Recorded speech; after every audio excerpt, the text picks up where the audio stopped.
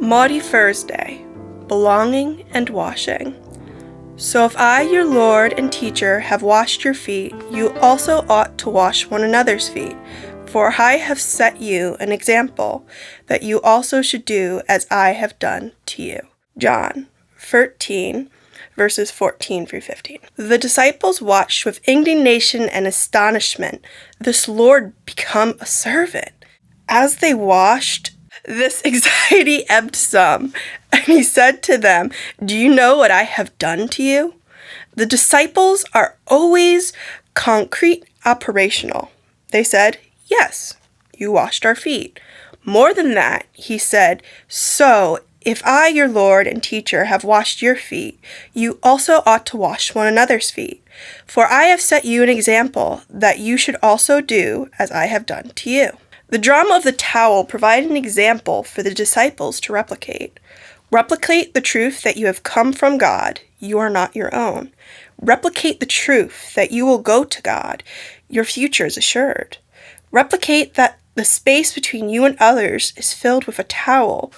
Replicate that as you travel with towel and basin, you will be safe in vulnerability, treasured in obedience, and free from anxiety. Jesus offered an example to his disciples that was a sharp alternative to all the available models around him. He broke decisively with the model of control used by the Roman Empire. He broke with the model of his religious context of stratification and purity. He broke with all the social realities that control and stratification produce, and found himself free and traveling light. In his great act of humility and washing, he broke with all the models of humanity that are visible in our own time and place. The rat race of productivity, the fear for survival, the frenzy of accumulation, and the deathly sense of self-sufficiency. And then, to be sure we had not missed the point, he said to his disciples, "A new command I give to you, that you love one another as I have loved you, that you also love one another. By that we will all know that you are my disciples, if you have love for one another." In this act, Jesus summoned and constituted an alternative community of which we are all heirs.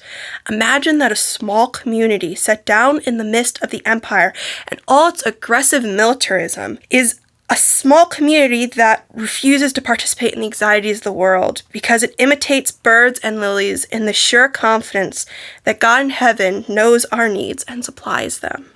In Jesus and his way of life, you have given an example for us to replicate, an example that is in sharp contrast to the ways of the world.